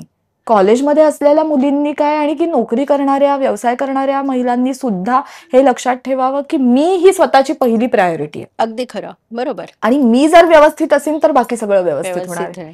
त्याच्यामुळे माझ्या खाण्याच्या वेळा काय आहेत मी त्या पाळणार. मला काय खायचंय हा चॉईस माझा आहे. बरोबर. आजही आपण अनेक घरांमध्ये हे बघतो की सगळ्या गोष्टी उरल्यानंतर मग जे उरलंय ते मी खाईन, ही जरी भावना एक महिला म्हणून किंवा घर चालवणारी एक गृहिणी म्हणून जरी योग्य असली की काही वाया जाऊ नये, तरी सुद्धा तिने स्वतःचा थोडासा विचार करावा की या सगळ्यामध्ये मला काय आवडतंय. कधीतरी म्हणजे 7 दिवसात एकदा मी स्वार्थी होईन आणि माझ्यासाठी काहीतरी करते. हे जेव्हा कराल ना तेव्हा तुम्ही स्वतःवर प्रेम कराल, आणि जेव्हा स्वतःवर प्रेम कराल त्याचा ग्लो जो चेहऱ्यावर असतो ना तो मेकअपनी सुद्धा येत. अगदी खरं, अगदी खरं. हे तर खूप महत्वाचं आहे की जेवढं तुम्ही स्वतःला जपाल तेवढंच तुम्ही इतरांनाही जपू शकाल. स्वतःला जर का नाही जपलं तर तुम्हाला एकतर कोणत्याही कामामध्ये उत्साह वाटणार नाही, नेहमीच तुम्हाला असं थकल्यासारखं वाटेल. त्यामुळे हे खूप महत्वाचं आहे. आता इव्हन जसे की आपण म्हणजे तुझे दौरे असतात, निवेदन असतं, मुलाखत असते, तर तेव्हा मेकअप करावा लागतो. तर मग त्याकरता तू काय काळजी घालतेस? म्हणजे स्वतःच मेकअप करतेस का कुठे मेकअपमन असतात त्यांची प्रोडक्ट वापरतेस? आता म्हणजे सुरुवातीला जेव्हा मला हे सगळं क्षेत्रच नवीन होतं तेव्हा कोणती मेकअप प्रोडक्ट्स वापरायची असतात आणि बरंच असतं ना, कारण त्या व्हॅनिटीमध्ये मग त्यातलं काय गोष्ट काय नक्की काय असर करत असते वगैरे अशा अनेक गोष्टी असतात. त्यामुळे सुरुवातीला मी त्यांचे मेकअप प्रोडक्ट्स वापरले आणि हे सगळं केलं. पण एक काळजी अशी घेतली की हा मेकअप काढायचा, हा पूर्ण काढायचा. जी सगळ्यात मोठी चूक कुठे होते की मेकअप लावल्यानंतर मेकअप जेवढा तुमच्या स्किनला हार्म करणार नाही त्याच मेकअपनी तुम्ही रात्री झोपलात किंवा तो मेकअप अर्धवट तुम्ही काढलात आणि तुम्ही झोपलात तर मग ते कुठेतरी मुरतात ना केमिकल्स तुमच्या स्किनमध्ये, आणि मग तुम्हाला ऍक्ने सारखे प्रॉब्लेम्स असतील किंवा असे वेगवेगळे स्किन प्रॉब्लेम्स जे येतात ते सगळं मुरत जातं, म्हणूनही असेल कदाचित. त्यामुळे मेकअप जसा तुम्ही लावता ना त्यापेक्षाही तो कसा काढता यावर बऱ्याचशा गोष्टी अवलंबून आहेत. हा पूर्णपणे काढला गेला पाहिजे मेकअप, तर ही गोष्ट आहे. आता मी स्वतःची मेकअप प्रोडक्ट्स वापरते, माझी व्हॅनिटी असते, आणि जरी कोणी करून देणार असेल मेकअप तरी मी त्यांना रिक्वेस्ट करते, त्यांना विनंती करते की माझी ही प्रोडक्ट्स तुम्ही वापरावीत आणि मग तुम्ही मला मेकअप करावा. तर निदान जो बेस असतो तो माझ्या प्रोडक्टनी होतो. ब्रश, ज्या ब्रशनी किंवा ज्या स्पंजनी म्हण किंवा यांनी जे मेकअप पहिला फाउंडेशन किंवा बेस लावला जातो तर ते शक्यतो दुसऱ्या कोणाबरोबर, शक्यतो म्हणण्यापेक्षा नाहीच, शेअरच करू नये. आणि त्यासाठी स्वतःचा ब्रश, आज जे या क्षेत्रात नवीन आहेत, ज्यांनी आता स्वतःचा मेकअप किट बनवलेला नाही, ज्यांनी व्हॅनिटी बनवली नाहीये, तर एक सल्ला असा की निदान एक ब्रश स्वतःचा घेऊन जा. तो ब्रश तुम्ही देऊ शकता, किंवा पॅनकेक असेल तर त्यासाठी लागणाऱ्या ज्या बाकीच्या गोष्टी आहेत ना ह्या तुम्ही त्यांना द्या आणि सांगा यांनी माझा मेकअप करा. प्रोडक्ट्स तुम्ही तुमची वापरा पण ब्रश माझा वापरा. निदान तेवढी तरी काळजी आपल्याला घेता येईल, त्यांनी कमी हानी होईल आपल्या चेहऱ्याची, कमी हानी होईल. आणि तुला आता बघितलंस तर कोविडच्या काळानंतर आपण सगळेजण या बाबतीत खूप अलर्ट झालो की गोष्टी शेअर करताना आपण आधी बघतोय की आपण काय शेअर करतो, 10 वेळा आपण विचार करतो, 10 वेळा विचार करतोय. तर हे आपल्यासाठी चांगलं आहे. बरोबर. एवढ्या बेसिक गोष्टी सांभाळल्या तरी छान. म्हणजे कुठल्याही निवेदकांनी किंवा निवेदन करणाऱ्या व्यक्तींनी, मुलाखत घेणाऱ्या व्यक्तींनी ह्या गोष्टी नक्की लक्षात ठेवा, म्हणजे तुम्हाला तुमच्या चेहऱ्याला हानी होणार नाही आणि आरोग्य पण तुमचं चांगलं राहील आणि नेहमीच तुम्ही ताजेतवाने दिसाल. आता निवेदन म्हटलं की ह्या क्षेत्रामध्ये अतिशय दिग्गज लोकांची नावं आपल्या डोळ्यासमोर येतात, जसं की धनश्रीताई लेले आहेतच, प्रदीप भिडे आहेत, सुधीर गाडगीळ आहेत. ही लोक तर ग्रेट आहेत. पण ह्या लोकांमध्ये उठून दिसणं किंवा आपली वेगळी शैली लोकांपर्यंत पोहोचवणं ह्यासाठी तू काय करतेस? तर एक छान उदाहरण देऊ त्याचं. हं, ही सगळी तू नावं घेतलीस त्यामध्ये अजून एक नाव हं, आणि ज्यांना मी आदर्श मानते. हं. कारण मी ना अ, या क्षेत्रामध्ये नंतर एक साधारण एक 2-3 वर्षाचा जेव्हा ब्रेक घेतलेला हां. हा तेव्हा नवीन काय आलंय या क्षेत्रात हे जाणून घेण्यासाठी मी एक वर्कशॉप 1 दिवसाचं हां. अटेंड केलेलं. कारण मी त्यांची जबरदस्त फॅन आहे, त्यांच्या बोलण्याची, त्यांच्या पर्सनॅलिटीची फॅन आहे. त्या म्हणजे मंगलाताई खाडीलकर. ओह येस. बघ, त्यांचं वेगळेपण तू बघितलंस किंवा निवेदकाचं वेगळेपण काय असावं ना, हं. म्हणजे बोलण्यात तर असावंच, तुमच्याकडे काय कंटेंट काय आहे हं. हे सुद्धा वेगळेपण आहे. 4 बरोबर. लोक जे बोलतायत तेच मी बोलले तर कदाचित मी सुद्धा एक 4तली 5वी बरोबर. असं होऊन जाईल. नाविन्य राहत नाही. नाविन्य राहणार नाही. पण त्यापेक्षा मग वेगळेपण काय आहे तर हं. कंटेंटमध्ये आहे, तसं तुमच्या व्यक्तिमत्वात सुद्धा ते दिसायला हवं. झळकतं. बरोबर. ते दिसायला असावं, की जेव्हा एखादा कार्यक्रम करताना मी साडी कोणती नेसीन, हं. त्यावरचे दागिने मी काय घालीन, 4 चौघांमध्ये वावरताना म्हणजे आता समजा आता हा नवरात्राचा कार्यक्रम तू करतेस. नवरात्रामध्ये अनेक कार्यक्रम होत असतात. हो. सांस्कृतिक, साहित्यिक असे अगदी वेगवेगळे खरं. कार्यक्रम होत असतात. समोर आलेले प्रेक्षक किंवा मंचावर असलेले काही प्रमुख पाहुणे असतील काय, ज्यांनी नवरात्र चालू आहे म्हणून जरीकाठाच्या साड्या नेसल्या आहेत, भरपूर दागिने घातलेत. मग त्याच्यातलीच मी एक दिसावी का? तर मग माझी भूमिका कशी वेगळी होईल? बरोबर. मग त्यापेक्षा मी साडी एक डिसेंट साडी नेसीन. हं. कमीत कमी ज्वेलरी पण ती कमीत कमी दागिने सुद्धा उठावदार उठावदार. दिसतील असे जर असतील तर त्याचा एक वेगळा प्रभाव पडतो. अगदी खरं. त्यामुळे ह्या छोट्या छोट्या गोष्टी आहेत खऱ्या पण तुमच्या, त्या खूप पण महत्वाच्या त्या आहेत. खूप महत्वाच्या आहेत. कारण 4 तुला अशा एकदम छान जरी बॉर्डरच्या साड्या नेसलेल्या बायका आणि त्याच्यात 5वी जराशी वेगळी, वेगळे दागिने घातलेली आणि वेगळी अशी जर एखादी बरोबर. महिला दिसली तर तुझं लक्ष तिच्याकडे तिच्याकडेच. जाईल. अरे ही जरा वेगळं आहे हा. बरोबर. आणि आपण उठूनही दिसतो, आपला आत्मविश्वास पण वाढतो. बरोबर. तर ह्या गोष्टी त्यांच्या बोलण्यातही बऱ्याच जायचा. हं. म्हणजे मी ईटीव्हीला एक कार्यक्रम करत होते, गाणे तुमचे आमचे म्हणून. आणि अच्छा. त्यासाठी मला 2 वर्ष मी हैदराबादला जायचे दर ओह! महिन्याला. आणि असं व्हायचं बरं आहे, मंगलाताई सुद्धा तेव्हा हैदराबादला एक कार्यक्रम ईटीव्हीसाठीच करत होत्या. अच्छा. आणि बऱ्याचदा त्यांचं आणि माझं शेड्यूल हे एकाच वेळेला यायचं. हां. म्हणजे महिन्यातले ते 2-3 दिवस आम्ही अशा शेजारी शेजारी सेटवर काम हो. करत असायचो. त्यामुळे त्यांना बघायला जायचे मी. त्यांचं वेगळेपण टिपण्याचा प्रयत्न करायचा. तर त्यांच्याशी बोलता बोलता ह्या गोष्टी खूप कळल्या, की तुम्ही हं. काय साडी नेसता, तुम्ही बरोबर. दागिने काय घालता, हं. याच्यावर सुद्धा तुमचं व्यक्तिमत्व अवलंबून अवलंबून असतं. असतं. 4 बरोबर आहे. लोकांमध्ये उठून दिसण्यासाठी तुमचं काहीतरी वेगळेपण असावं आणि ते नक्कीच. वेगळेपण जपण्याचा प्रयत्न हा तुम्ही करावा. अगदी खरं. पण मग निवेदकाची शैली कशी काय बदलायची असते? त्याच्याकरता आपण काय करायचं? शैली म्हणजे एकतर तुमची बोलण्याची शैली असू शकते, जे मी तुला मगाशी सांगितलं, हो. की ते नैसर्गिक बरोबर. जितकं करता येईल तितकं ते नैसर्गिक करावं. दुसरं म्हणजे तुमच्याकडे असलेलं स्क्रिप्ट हं. तुम्ही स्वतः लिहावं.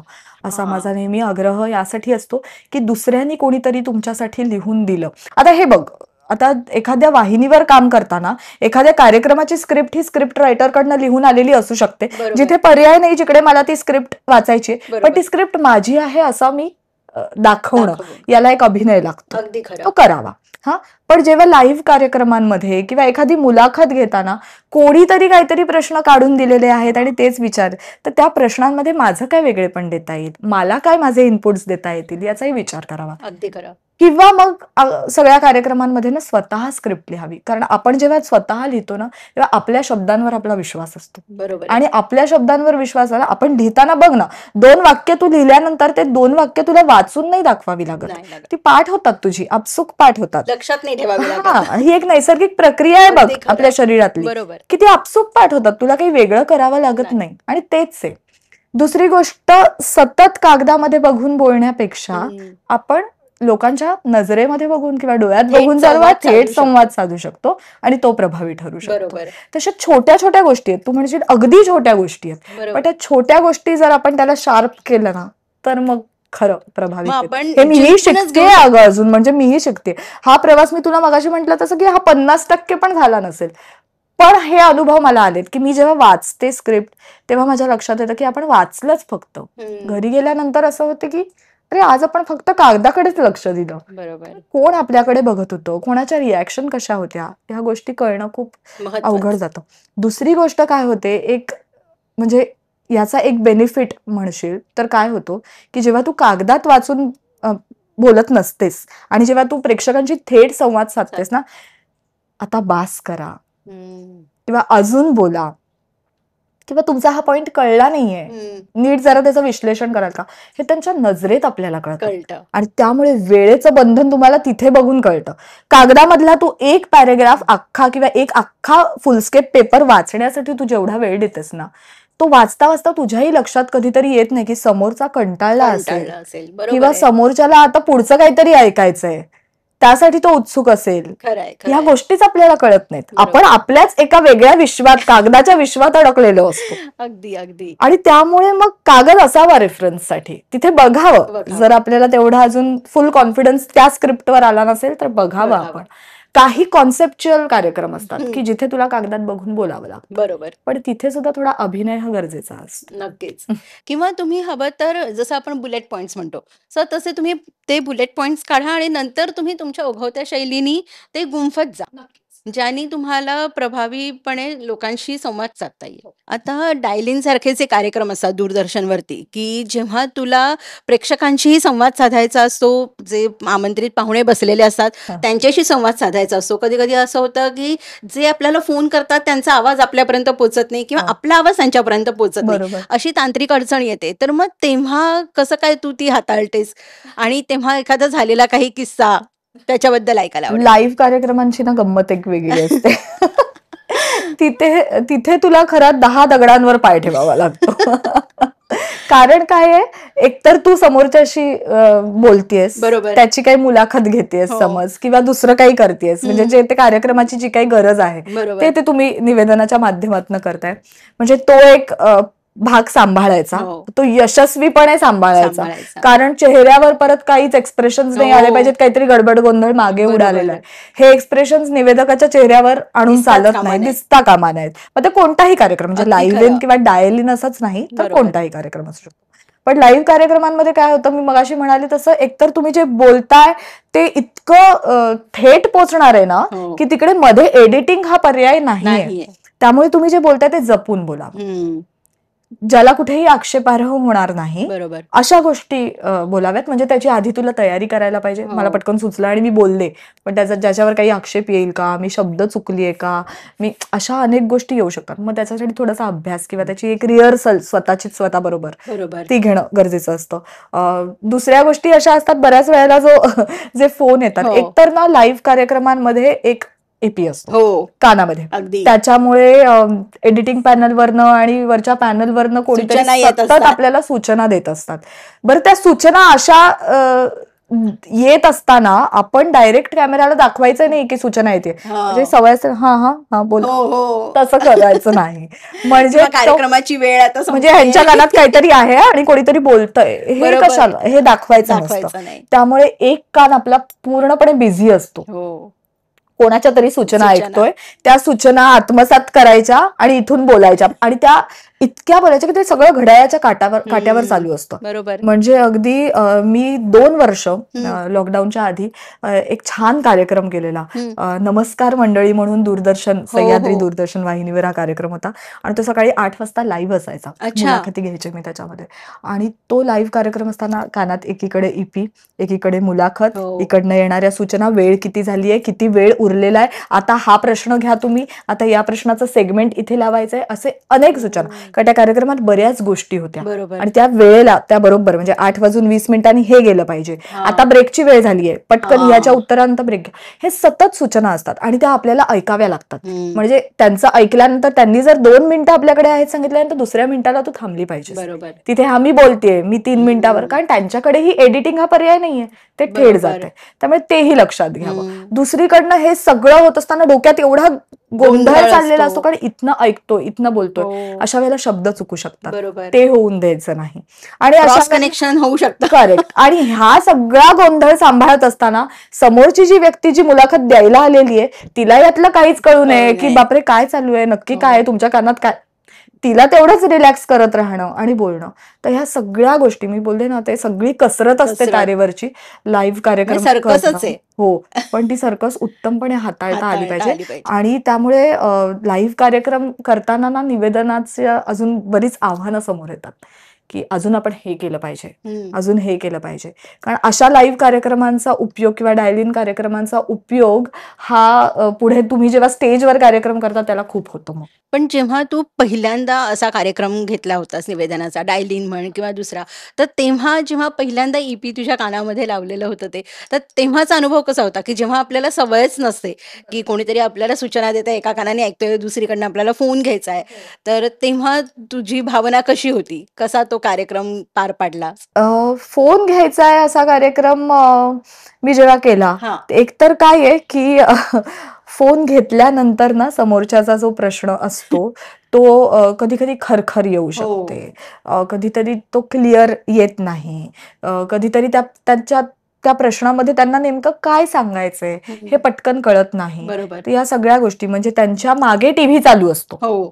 आणि ते तो आपला कार्यक्रम बघत असतात आणि मग बोलत असतात. मग त्यांना पटकन सांगणं निवेदकाने हम्म. की तुमच्या टीव्हीचा आवाज कमी करा हम्म. किंवा तुमचा हा प्रश्न कळलेला नाही, जरा स्पष्ट सांगा. हम्म. अशा अनेक गोष्टी असतात हम्म. की ज्या आपल्याला पोचवाव्या लागतात बरोबर. त्यांच्यापर्यंत.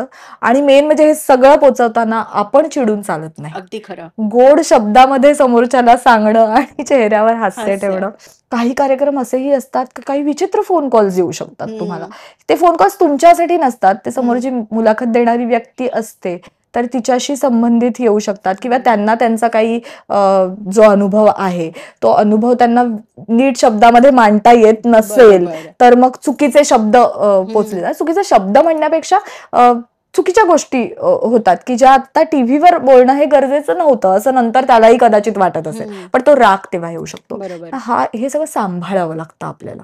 या सगळ्या सिच्युएशन्स आपल्याला खूप सांभाळाव्या लागतात आणि तेव्हा निवेदकाची खूप जबाबदारी असते की कुठेही तो वाद रूपात जाऊ नये बरोबर किंवा आहे. जर डायल इन आलं तर त्या व्यक्तीला मदत करणं हे जर गरजेचं आहे किंवा त्यांचे विचार समजून घेणं गरजेचं आहे तर तो क्लिअर विचार गेला पाहिजे, बरोबर. त्यांचं नाव व्यवस्थित गेलं पाहिजे, ते कुठून बोलतायत व्यवस्थित, अशा अनेक गोष्टी. म्हणजे ह्याच्यामध्ये खरं तर अक्षरशः आपण दुर्गेसारखंच राहतो.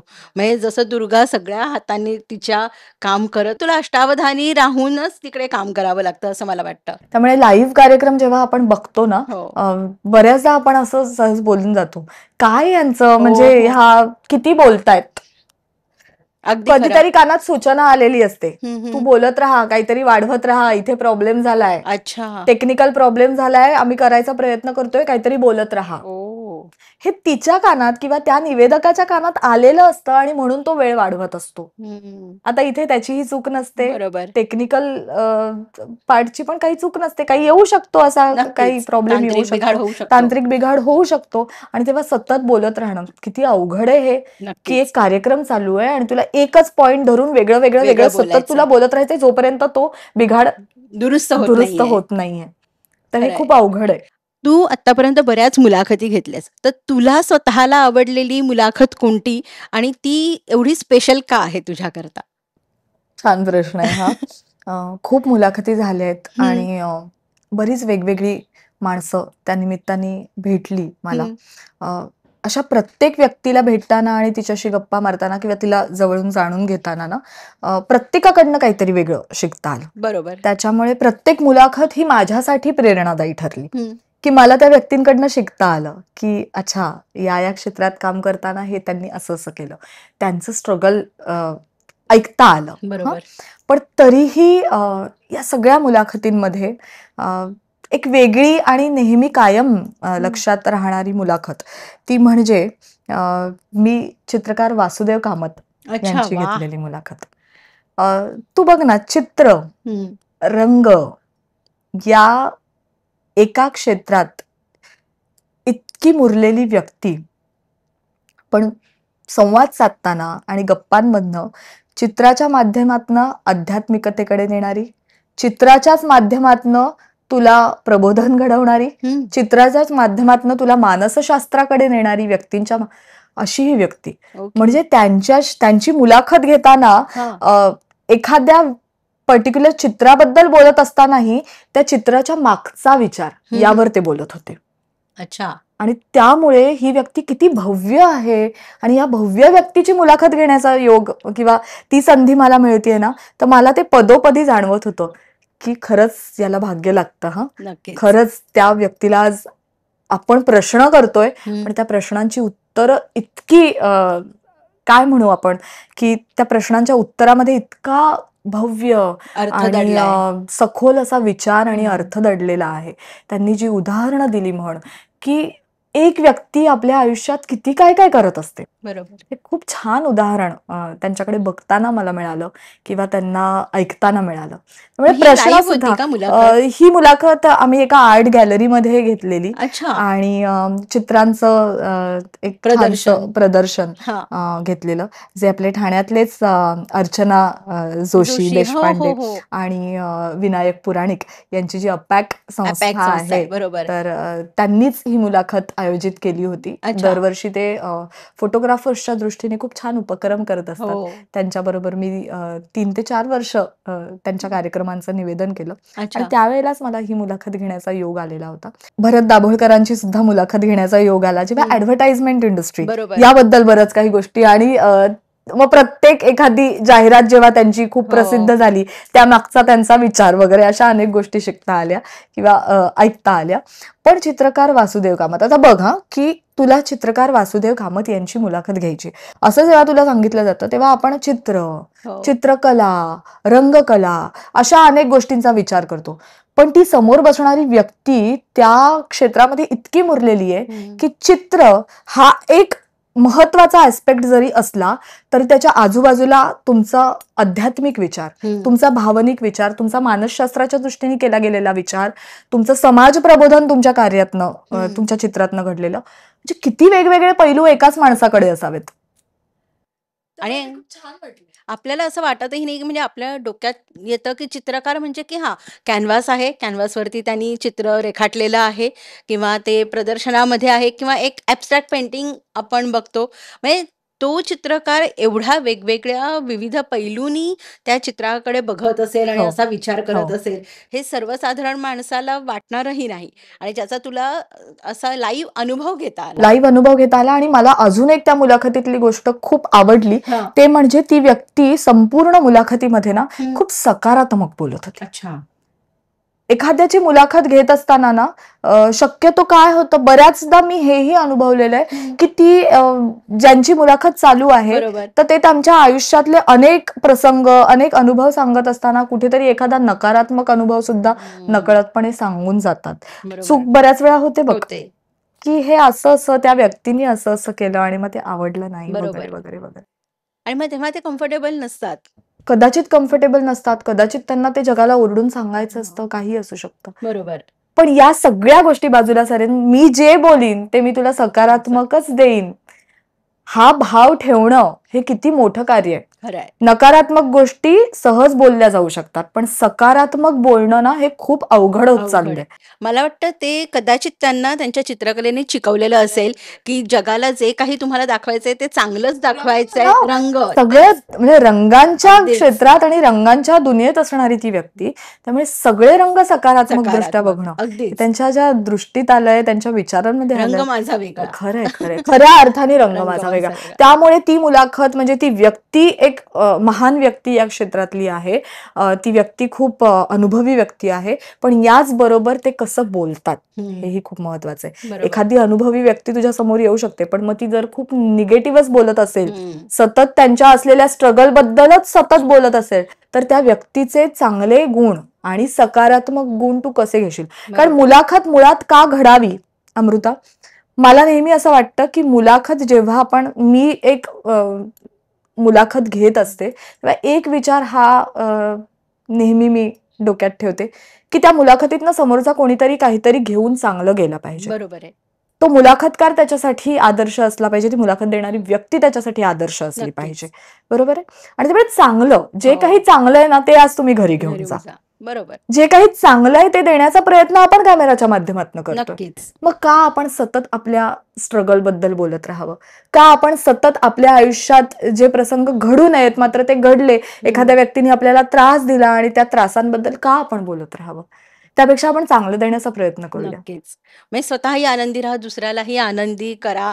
म्हणजे रडगाणं गात बसण्यापेक्षा नेहमी आनंदीच राहा सकारात्मक राहा. त्यामुळे भरतजींच्या मुलाखतीमध्ये, वासुदेवजींच्या मुलाखतीमध्ये आणि अशा अनेक जणांच्या मुलाखतीमधनं मी हे शिकले, खूप छान सकारात्मक बोला. स्ट्रगल हा प्रत्येकाचा आहे, प्रत्येक जण संघर्ष करतोय, नक्कीच. पण तो संघर्ष किती अधोरेखित करावा हे प्रत्येकाला कळलं. नक्कीच. आणि त्या संघर्षाकडे तुम्ही कोणत्या दृष्टीने बघताय हेही महत्वाचं आहे. म्हणजे त्या संघर्षाला तुम्ही नेहमी नावच देत असाल किंवा त्या संघर्षामुळे माझ्या आयुष्यामध्ये किती बदल झाले ह्या दृष्टीने बघत असाल तर तो संघर्षही तुम्हाला आवडतो. बरोबर. त्यामुळे मुलाखत घेणाऱ्यांनी नेहमी हा विचार मनात ठेवावा, बरोबर, की उद्या जर मी अमृताची मुलाखत घेणार आहे तर अमृताच्या आयुष्यात आलेले चांगले प्रसंग आणि तिच्याकडनं मला काय प्रेरणा घेता येईल असे प्रश्न जास्तीत जास्त काढण्याचा प्रयत्न मी करीन. नक्कीच.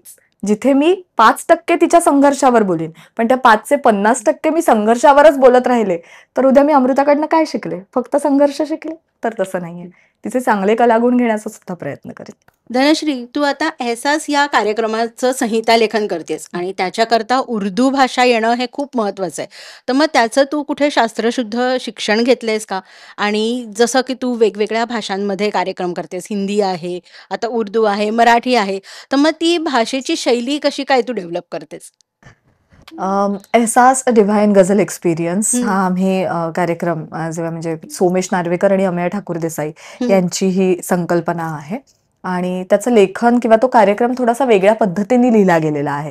म्हणजे एखाद्या गझल कार्यक्रमाचं केलेलं निवेदन त्यापेक्षा थोडंसं वेगळ्या प्रकारचं निवेदन आम्ही त्या कार्यक्रमात केलेलं आहे, म्हणजे करण्याचा प्रयत्न मी तो केलेला आहे. पण ह्या सगळ्यासाठी सगळ्यात महत्वाची गोष्ट जी लागणार होती ती म्हणजे उर्दू. बरोबर. पण हा कार्यक्रम आल्यानंतर नाही तर काही वर्ष आधी मी ठाण्यातलेच संगीतकार विनय राजवाडे यांच्याकडे उर्दू शिकले. आणि कारण हिंदी कार्यक्रम हे मी अगदी म्हणजे 2013 पासून मी हिंदी कार्यक्रम सुद्धा करते. म्हणजे मराठी कार्यक्रमांचं निवेदन करतेच आहे किंवा मराठी वाहिन्यांवर सुद्धा अनेक कार्यक्रम केलेत, तसंच हिंदी वाहिन्यांवर सुद्धा निवेदनाचे कार्यक्रम केलेत. तिकडे सुद्धा मी हिंदी स्टेज शोज केलेले आहेत आणि करते. तर ह्या सगळ्यासाठी ना कसं आहे की एकतर शुद्ध हिंदी बोलणं किंवा मग त्याच्यामध्ये उर्दूचा प्रभाव आहे आणि छान वाटतं ऐकताना. भाषा खूप छान आहे, मधाळ भाषा आहे, अगदी लहेजा छान आहे, मधाळ भाषा आहे आणि त्यामुळे ती बोलताना खूप छान वाटते. आणि त्याच्यामध्ये ही बोलताना खूप छान वाटते. म्हणजे आपली मराठी कशी, मराठीचा एक वेगळा रुबाब आहे, तसा हा उर्दूचा रुबाब वेगळा आहे, हिंदीचा रुबाब एक वेगळा आहे. तर ही भाषा शिकले मी त्यांच्याकडे आणि त्याच्यातले अनेक शब्द शिकले. संपूर्ण भाषा शिकले का तर ते आपलं कधीच होत नाही, कारण सतत म्हणजे प्रत्येक भाषेमध्ये इतके शब्द असतात, इतकी वेगवेगळ्या गोष्टी असतात की त्या शिकण्यामध्ये आपलं संपूर्ण आयुष्य निघून जातं. की प्रत्येक भाषेवर एक प्रभुत्व आणण्यासाठी आपल्याला रोज काहीतरी वेगळं वेगळं करावं लागतं. पण बेसिक जे आहे ना ते मी त्यांच्याकडे शिकले. मग एखाद्या शब्दाचा उच्चार कसा असला पाहिजे, तो उच्चार करताना काय काळजी घेतली पाहिजे, इथून आवाज आला पाहिजे. एखादा शब्द मग त्याच्यामध्ये असलेला नुक्ता असेल तर मग त्यामध्ये अक्षरामध्ये त्या अक्षरावर नुक्ता असेल तर मग तो कसा उच्चारायचा, बिंदी असेल तर कसं उच्चारायचं, चंद्रबिंदी असेल तर काय करायचं, तसे बारकावे या भाषेमधले शिकता आले आणि त्यामुळे उच्चार करताना त्याची काळजी घेता येते. सुरुवातीला आपण घाबरतो की एक नवीन भाषा आपण जेव्हा प्रेक्षकांसमोर बोलतो तेव्हा, पण पुन्हा तेच अनेक जणांनी खूप छान त्याच्यामधनं मला शिकवलं सुद्धा की हा शब्द असा उच्चार कर किंवा या शब्दाचा उच्चार असा जरा चुकतोय तर तो सुधारायचा प्रयत्न कर, या शब्दाला उर्दू शब्द हा पर्याय आहे तर याचा विचार कर. तर अशा अनेक गोष्टी करता आल्या. हे जे 2013 पासून मी जे हिंदी कार्यक्रम करते त्याचा खूप मला उपयोग झाला. शुद्ध हिंदीची एक ना वेगळा लुक अँड फील आहे त्या भाषेला. म्हणजे एखादा कार्यक्रम जर हिंदीमध्ये करत असशील ना तर अनेक भाषांची सरमिसळ न करता जर तू शुद्ध हिंदी बोललीस ना तर तेही आजकाल लोकांना आवडतं. बरोबर. हे मला खूप निरीक्षणामध्ये आलं की हिंदी कार्यक्रम आहे म्हटल्यानंतर ना सहजपणे शेरो शायरी केली जाते, सहजपणे उर्दू शब्दांचा प्रभाव जास्त असतो त्याच्यामध्ये, नंतर इंग्रजी शब्दांचा प्रभाव जास्त असतो आणि मग त्याला एक हिंदी आम्ही बोललो असा एक फक्त टच दिला जातो, स्पर्श केला जातो की पण त्याऐवजी जर हिंदी कार्यक्रम करायचा असेल ना तर बघा जरा शुद्ध हिंदी बोलून बघा. बरोबर. जे लोकांना आता आठवत नाहीयेत शब्द, ते पुन्हा आणण्याचा प्रयत्न करा. लोकांचे जे दैनंदिन व्यवहारातले शब्द नाहीयेत हिंदी, पण ते खूप सुंदर शब्द आहेत, अगदी तर ते आणण्याचा प्रयत्न करूया. तसंच मराठीचं, की मराठी ही खूप जास्त अलंकारिक न बोलता सहजपणे बोलणारी मराठी, आणि त्यामध्ये सुद्धा असे वेगवेगळे शब्द जे मराठीमध्ये आहेत बरोबर. तर ते आणण्याचा प्रयत्न करूया. आणि जेव्हा मग एहसास आला तेव्हा तो गझलचा कार्यक्रम होता. बरोबर. त्यामुळे गझल असल्यामुळे इथे उर्दू येणंच अपेक्षित होतं. अपेक्षित आहे. हा, पण मग ते असं उर्दू की जे सहज सोपं आहे, लोकांना ते कळेल अशा शब्दामध्ये. त्यामुळे इथे हिंदी उर्दू असा दोन्हीची सांगड घातली दोन्हीची गेली आहे. सांगड घातलेली आहे. आणि संहिता लेखन त्याचं मीच केलेलं आहे, स्क्रिप्टिंग मीच केलेलं आहे. त्यामुळे पुन्हा ते लिहिताना आपण काय लिहितोय, ते बरोबर. बोलताना ते किती छान वाटेल, ते याचाही थोडासा विचार. पण मग हे जेव्हा तू संहिता लेखन करत होतीस तेव्हा मग तुला हिंदी साहित्य वाचायची वेळ आली का? हे लेखन करताना नाही, पण जेव्हा मी राजवाडे सरांकडे उर्दू शिकत होते हा. तेव्हा त्यांनी मला अनेक पुस्तकं वाचायला सांगितलेली, हा. किंबहुना मी त्यांच्या क्लासमध्ये बसून ती वाचायचे सुद्धा. हम्म. आणि काही मग अडखळले त्याच्यामध्ये, जर काही अडले बरोबर. कुठे एखाद्या शब्दात, तर त्याचा उच्चार कसा करायचा ते सांगायचे, त्याचा उच्चार असा का केला पाहिजे, अशाही अनेक गोष्टी त्यांनी शिकवल्या. त्याचबरोबर अनेक अशी माणसं सुद्धा मला या सगळ्या प्रवासामध्ये भेटत गेली, की जर तू बघशील ना, तर जेव्हा आपण साऊथ मुंबईकडे कार्यक्रम करतो तेव्हा उर्दू वर हातखंडा असलेले, प्रभुत्व असलेले त्या भाषेवर, किंवा हिंदी भाषेवर प्रभुत्व असलेली अनेक माणसं तुला त्या ह्याच्यात भेटतात. आणि मग तुला दोन भाषांचा लहेजा, दोन भाषांची बोलण्याची शैली ही वेगळी आहे. म्हणजे तू मराठी जे बोलतेस तर ते मराठी पण हिंदीत आलं नाही पाहिजे. आणि जेव्हा मराठी हिंदी बोलत असतेस तेव्हा, आणि जेव्हा मराठी बोलत असतेस तेव्हा त्या मराठीमध्ये मराठीपणाच आला पाहिजे. अगदी खरं. ही काळजी घेणं. बरोबर. तर ही काळजी कशी घ्यायची, त्यासाठी काय करायचं, वर्तमानपत्र वाच. म्हणजे हिंदी तुला जास्तीत जास्त जर तुझं सुधारायचं असेल तर मग हिंदी वर्तमानपत्र वाचणं. त्यामुळे दैनंदिन व्यवहारातले शब्द आपल्या नजरेत खाली, किंवा कोड सुद्धा तुम्ही सोडवू शकता. हो हो, म्हणजे अशी पुस्तकं वाचणं, वर्तमानपत्र वाचणं, या सगळ्या गोष्टी करते. त्यामुळे आधी मी शाळेत असताना किंवा कॉलेजमध्ये असताना फक्त मराठी पुस्तकं वाचायचे. एखादा इंग्रजी एखादी कादंबरी जर वाचली तर तसं होतं. पण आता हिंदी पुस्तकं पण आवर्जून वाचते. आता आपल्या एका क्लिकवर आहे ना सगळं. त्याच्यामुळे पुस्तक जरी हातात नसलं तरी आपण एखादा छानसा पॅरा हिंदीमध्ये आला तर तो वाचण्याचा प्रयत्न कर. धनश्री, तू बऱ्याच ॲड फिल्म्समध्ये काम केलेलं आहेस, तर मग आपण ॲड फिल्म्समध्येच करिअर करावं किंवा अभिनयामध्ये करिअर करावं असं का नाही वाटलं तुला? असं का नाही वाटलं पेक्षा असं वाटलं. बऱ्याचदा वाटलं. एकतर चॅनलवर वेगवेगळे कार्यक्रम करत असताना तुमच्याकडे तशा ऑफर येतात की ऍडव्हर्टाइजमेंट, जाहिरात आहे किंवा मालिका आहे. तर अशा माझ्याही आयुष्यात अनेक संधी आलेल्या आहेत, ज्याच्यामधनं जाहिरात क्षेत्राने बऱ्याचदा खुणावलं मला की जाहिराती करूया, आणि खूप चांगल्या जाहिराती करायला मिळाल्या मला. त्यामुळे त्याचा आनंद आहे आणि अजूनही जाहिराती करायला आवडतीलच. म्हणजे दुसरी गोष्ट, अभिनय आणि निवेदन हे क्षेत्र संपूर्णपणे वेगळं आहे. बरोबर, असं मी मानते. कारण एक उत्तम अभिनय करणारी व्यक्ती ही एक उत्तम निवेदक असेलच असं नाही, आणि एक उत्तम निवेदक एक उत्तम अभिनय करणारी व्यक्ती होऊ शकेल असंही नाही. हे दोन्ही गोष्टी वेगवेगळ्या आहेत. फक्त काय आहे की तुम्हाला लोकांना फेस करण्यासाठीचा एक स्किल तुमच्याकडे डेव्हलप होत असतं. कारण दोघांनाही शेवटी प्रेक्षक वर्ग आहे. अभिनयाला सुद्धा प्रेक्षक वर्ग आहे आणि निवेदनाला सुद्धा प्रेक्षक. त्यामुळे तो कॉन्फिडन्स, तो आत्मविश्वास येणं किंवा या सगळ्या ज्या गोष्टी आहेत त्या दोघांच्याही बाबतीत घडत असतात. पण बोलण्याच्या बाबतीत म्हणशील किंवा डायलॉग डिलिव्हरी, जर एखादा अभिनेता किंवा अभिनेत्री एखादं वाक्य जशा पद्धतीने डिलिव्हर करते, कारण ती अभिनयाची गरज आहे, तेच निवेदकाची गरज ही वेगळी आहे. त्यामुळे त्याची डायलॉग डिलिव्हरी वेगळी असणार आहे. तर मग ह्याची सरमिसळ कुठेतरी व्हायला नको. म्हणजे अजूनही वाटतं की अभिनय करावा आपण, पण खरं सांगू की तिथे माझ्यातलंच निवेदक कुठेतरी डोकावतो, आणि मग असं वाटतं की अभिनय करताना मला माझ्या निवेदनाला पूर्ण बाजूला सारावं लागेल, मला माझं निवेदन थांबवावं लागेल थोड्या वेळासाठी जेव्हा मी अभिनय करते, कारण डायलॉग डिलिव्हरीचे दोन पॅटर्न्स वेगळे होऊन जातात. आणि बरोबर. मग असं नको व्हायला की मी ज्या क्षेत्रात आत्ता करतेय हं, हं. आणि बऱ्यापैकी कार्यक्रम केलेत आणि अजून करायचे आहेत, मी त्या रुटीन मध्ये स्वतःला गुंतवून घेतलेलं आहे, ते रुटीन तोडून एक वेगळंच क्षेत्र वेगळा पुन्हा सुरू प्रवाह करणं, वेगळा एकदम. प्रवाह सुरू करणं. हा, बरोबर, तो प्रवाह एक चॅलेंज म्हणून स्वीकारणं आणि कधीतरी काहीतरी करणं हे आवडेल मला. बरोबर. आणि जे केलेलं पण आहे.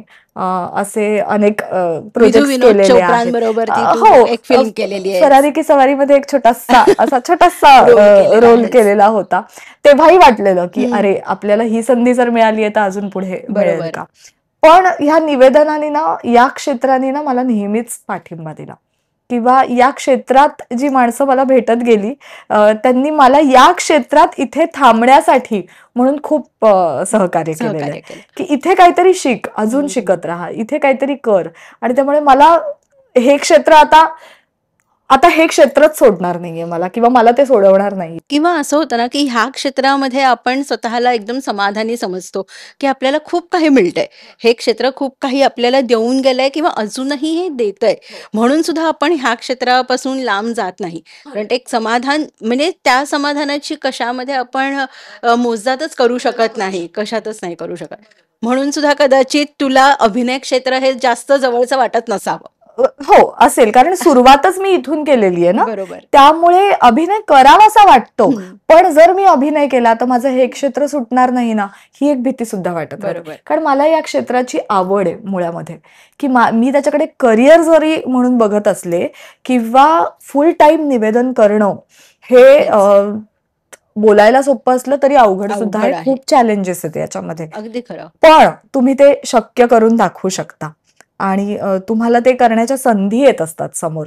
त्या फक्त संधीचं सोनं कसं करायचं हे वेळोवेळी कळलं पाहिजे. बरोबर. आज मला कळलं म्हणून उद्या कळेलच असं नाही, उद्यासाठी एक वेगळा प्रयत्न मला करावा लागेल. पण या सगळ्यामध्ये जे माझं क्षेत्र आहे, ज्याला मी माझं मानते, तर ते सोडून मला काही करायचं नाहीये. ते सांभाळून मला जर काही करता आलं तर मी निश्चितच नक्की अभिनय सुद्धा करशील. करीन. ग्रेट. आता जर का कुणाला ह्या क्षेत्रात करिअर करायचं असेल, तर तू त्यांना काय सल्ला देशील? त्यांनी कशी तयारी करावी? पूर्वतयारी काय हवी त्यांची ह्या क्षेत्रात येण्याआधी? पहिलं म्हणजे वाचनाला सुरुवात करा बरोबर. नक्कीच. आणि करत असाल तर दर्जेदार वाचन वाचा. हं. अ, म्हणजे ज्याच्यातनं तुम्हाला काहीतरी चांगलं मिळेल असं वाचा. बरोबर. आणि कुठचाही एक विषय हं. त्याच्यावर मर्यादित न राहता वेगवेगळे विषय हाताळायला शिका. जसं की जर तुम्हाला फक्त कादंबरी वाचायला आवडत असेल तर फक्त स्वतःला कादंबरीवर स्थिमित करू नका. हं. त्याऐवजी कादंबरी वाचा, पण त्याऐवजी ललित लेख सुद्धा वाचा. त्याऐवजी तुम्ही एखादं माहिती देणारं पुस्तकही वाचा. अशा वेगवेगळ्या गोष्टी स्वतःला चॅलेंज द्या रोज, की आज मी हे वाचणार आहे. आज मी यातलं हे समजून घेण्याचा प्रयत्न करणार आहे, की ज्यामुळे तुमचं वाचन हे भरपूर होईल आणि ज्याचा उपयोग निवेदनात होईल. आणि बरोबर. फक्त पुस्तकच नाही वाचायचं तर माणसं वाचायची. हे खूप महत्वाचं आहे. हे खूप महत्वाचं आहे. या क्षेत्रात किंवा कोणत्याही क्षेत्रात माणसं वाचलीस ना, माणसं वाचता आली तुला, तर तुला बऱ्याचशा गोष्टी गोष्टी हळूहळू जमायला जमायला लागतात. म्हणजे जे पुस्तकं शिकवत नाहीत ते आपल्याला माणसं सहज शिकवून जातात. सहज शिकवून जातात.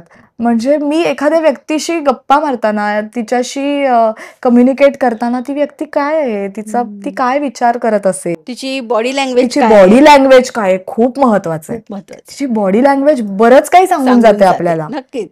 की ती आपल्याला टाळतेय, हं. तिला काही भरपूर बोलायचंय, त्या व्यक्तीकडे खूप ज्ञान आहे, ते जे घेण्यासारखं आहे, जे बरोबर. घेण्याचा आपण प्रयत्न करूया. कितीतरी गोष्टी आहेत. आणि हळूहळू माणसं वाचता आली ना, की मग तुम्हाला आज मी पुस्तक हातात घेतलं नाही त्यामुळे माझं वाचन झालं नाही, ही तक्रारच उरत नाही. आज मला वाचायला वेळ नाही मिळाला, ते पुस्तक वाचायला नाही वेळ मिळाला, पण आज मी क्षण वाचले, आज मी माणसं वाचली, आज मी प्रसंग बाहेर घडणारे वाचले, म्हणजे माझं वाचन झालेलं आहे. आणि ते पूर्ण अंगाने आपण वाचन केलेलं असतं. सर्वांग सुंदर जसं ते असतं, तसं ते वाचन झालेलं असतं. आता शारदीय नवरात्र सुरू आहे, तर तू महिलांना काय संदेश देशील? मग अशी मी सांगितलं तसा की स्वतःला वेळ द्या. नक्कीच. 100% जरी स्वतःला वेळ देऊ शकत नसलात, कारण अर्थात प्रत्येकीला कुटुंबाची काळजी असते, प्रत्येकीला वेगवेगळ्या जबाबदाऱ्या असतात आणि त्या सगळ्या जबाबदाऱ्यांचा आदर हा झालाच पाहिजे. बरोबर. पण त्याबरोबर स्वतःला वेळ द्या आणि कोणत्याही क्षणी तुमच्या प्रवासामध्ये स्वतःला कमी लेखू नका. हं. ज्या क्षणी कोणतीही व्यक्ती, मग महिलाच नाहीत तर पुरुष सुद्धा, स्वतःला कमी लेखायला लागतात ना, तेव्हा हळूहळू हळू तुमच्याकडे येणाऱ्या गोष्टी सुद्धा लांब जातात. लांब जातात. स्वतःला खूप नेहमी चांगलं लेखा. आज तुम्हाला तुमचं आयुष्य मिळालंय ना, त्या आयुष्याचा कसा छान फायदा आपण करून घेऊ याचा विचार करा. रोज नवीन गोष्टी शिका आणि त्या गोष्टींमधनं स्वतःला प्रेरणा देत राहा, की आजूबाजूच्या व्यक्तींनी आज मला प्रेरणा नाही दिली तरी मीच मला प्रेरणा दिली. बरोबर. यामुळे आयुष्य सोपं होत जाईल, आनंदी होत जाईल आणि जरी संघर्ष आले, स्ट्रगल आला, तरी त्या संघर्षाला हाताळण्यासाठी तुम्ही स्वतः तयार व्हाल. अगदी खरं. प्रत्येक माझ्या मैत्रिणींना हीच विनंती आहे की शारदीय नवरात्र, बघ नवरात्र आहे हो. आणि आपण म्हणतो तसं 9 रंग नाही, 9 देवींच्या वेगवेगळ्या रूपांचा आपण आदर करतो. अगदी. हा 365 दिवस आदर असतो. हो. पण त्या देवी कुठे आहेत? त्या देवी मंदिरात नाही आहेत, मंदिरात त्या नाही, आपल्या आपल्या मनात मनात आहेत. आहेत.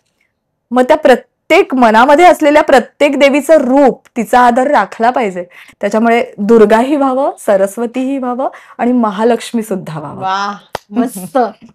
तर श्रोते हो, आत्ताच आपण धनश्रीशी संवाद साधला आणि तिने ज्या काही टिप्स दिल्या, जसं की कोणालाही निवेदन ह्या क्षेत्रामध्ये करिअर करायचं असेल, मुलाखत ह्या क्षेत्रामध्ये करिअर करायचं असेल, तर त्यांनी सांगितलं वाचन हे अतिशय महत्त्वाचं आहे. नुसतं पुस्तकं वाचणं नाही, तर माणसं वाचणं हे सुद्धा महत्त्वाचं आहे. त्याचबरोबर मी तर म्हणेन की तुम्ही जे वेगवेगळे कार्यक्रम होतात, की जिथे निवेदनाकरता दर्जेदार लोकं आलेली असतात, त्यांचं निवेदन तुम्ही मुद्दामून ते कार्यक्रम जाऊन बघा, ऐका. त्यातनं सुद्धा तुम्हाला भरपूर गोष्टी शिकायला मिळतात आणि कायमच तुम्ही स्वतःला प्रेरणा द्या. जसं धनश्रीने सांगितलं की तुम्हीच तुमची स्वतःची प्रेरणा व्हा आणि वामनराव पै जसं म्हणतात की तूच आहेस तुझ्या जीवनाचा शिल्पकार. तर तुम्ही हे जाणून घ्या की तुम्हाला स्वतःला जर का सिद्ध करायचं असेल, तर बाकीच्या गोष्टी जर का तुमच्याबरोबर नसतील, तर तुम्ही स्वतःबरोबर ठामपणे उभ्या राहा. हो हो म्हणजेच जग तुम्हाला काहीही दुसऱ्या गोष्टींकडे आकर्षित करणार नाही. बरोबर म्हणजे जे काही तुमचं ध्येय आहे तिथे तुम्ही नक्कीच जाल. बरोबर. तर धनश्री, आज तू वेळात वेळ काढून माझ्या अमृत संवाद या युट्यूब चॅनलवरती आलीस आणि इतका छान संवाद साधलास, इतक्या छान गोष्टी उलगडल्यास आणि त्याही सोप्या पद्धतीने. त्याकरता तुझे खूप खूप आभार. धन्यवाद अमृता. आणि तुझ्या नावासारखंच अमृता आणि अमृत संवाद, त्याच्यामुळे हे इन्फिनाईट असावी अशी ही मुलाखत, किंवा हे तुझं जो प्रोजेक्ट सुरू केलेला आहेस, हा उपक्रम सुरू केलेला आहेस, तर हा अनेक वर्ष चालत राहू दे अशी धन्यवाद. माझ्याकडनं तुला शुभेच्छा. आणि खूप छान वाटलं आज तुझ्याशी मला गप्पा पण खूप मस्त वाटलं. बऱ्याच वर्षांनी आपण हो. भेटलो खरं तर आणि ही खूप छान मुलाखत झाली. खूप छान वाटलं. धन्यवाद. धन्यवाद. तर श्रोते हो, उद्या आपण भेटणार आहोत एका नवीन दुर्गेला. पण तोपर्यंत तुमच्या लक्षात आहे ना काय करायचंय? जर का तुम्ही नवीन असाल, तर आपली त्रिसूत्री विसरू नका. कोणती? लाईक, शेअर आणि सबस्क्राईब. तर अमृत संवाद या माझ्या यूट्यूब चॅनलला नक्की लाईक करा, शेअर करा आणि सबस्क्राईब करा. तर उद्या भेटूया एका नवीन दुर्गेसह. तोपर्यंत नमस्कार.